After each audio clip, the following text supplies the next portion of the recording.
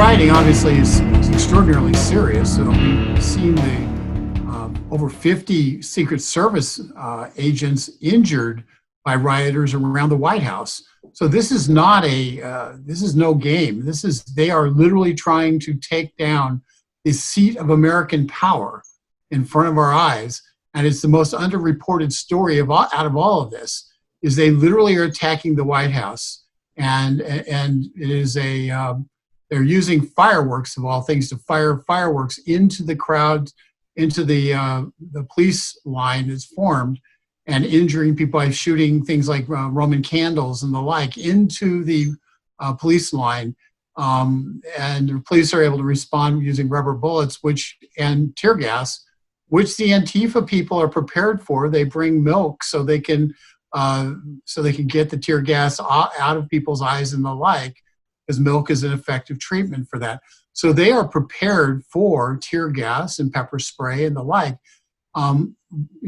Honest demonstrators are not. They don't. They're the ones who sit there and end up, if they are truly demonstrating and not part of the riot mob. They're the ones who are caught in the middle, and quite honestly, they're the ones who are having their cause, what they are hoping to highlight, being taken over by a mob that's being directed by Antifa, a fully funded group that's dedicated to overthrowing the United States government.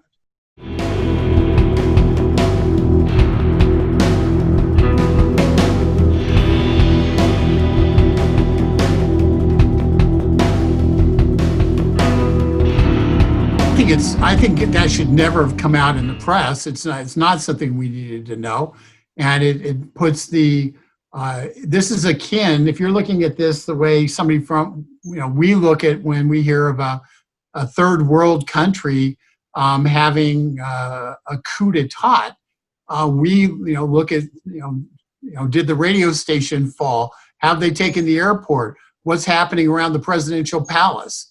And the fact that it was reported that the president had to go to the bunker is extremely bad for the United States and for the ability of the president to be able to do his job.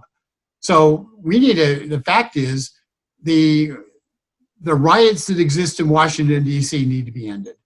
And there's lots of challenges here, Frank, but let me give you what the top line challenge is. The top line challenge is that there are people with legitimate complaints about police abuse in America, okay?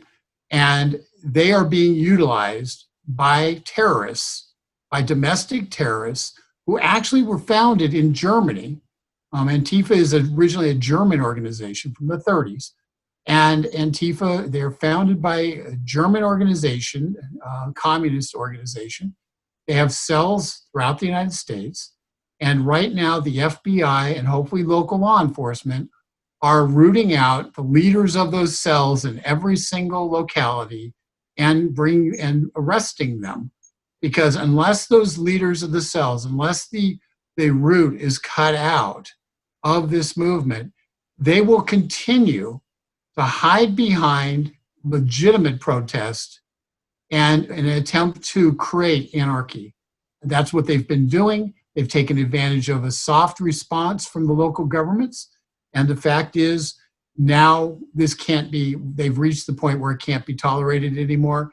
And the people who are the instigators of the violence, the Antifa crew, need to be held accountable. And that's what I'm hoping the Attorney General and the DOJ, working closely with local law enforcement, will be doing in the course of the next couple of days.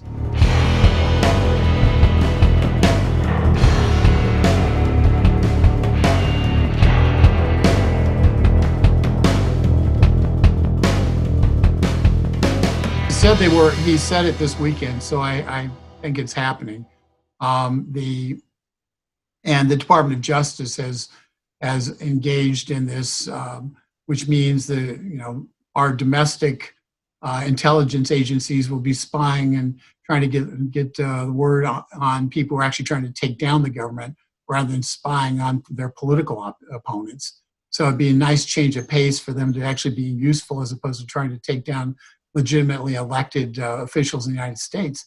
But so we're going to have a full court press put on Antifa, and note that many in the left wing media are either silent or defending Antifa and saying that this is an abuse of governmental power. I'm sorry, if you're engaged in a rebellion, and that is your stated purpose, and you are burning down cities and you're burning down people's property, it is the government's primary purpose to defend life and property. That is their primary purpose. All the other stuff that we talk about is not a primary purpose of government.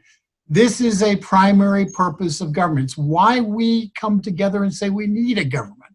So it is expected that the government, that the city, the state, local, and federal government will crack down on the Antifa people who are, in fact, the ultimate irony is, they set the AFL-CIO building on fire and the lobby and stuff on fire. And the AFL-CIO has been one of the funders of the far left movement for 50 years. So sometimes the far left institutions they're going to discover that once the Antifa folks start rolling the guillotines through the streets, they're not going to look and say, gee whiz, are you a card-carrying member of the ACLU or not? If they think you have power, you are going to be put to the same screws as anybody else. So that's a lesson from French Revolution. And for those who are unfamiliar with that, because our education system is faulty, read the book Tale of Two Cities by Charles Dickens, and you will both get a literary treat and also more knowledge about France during the French Revolution and what actually happened.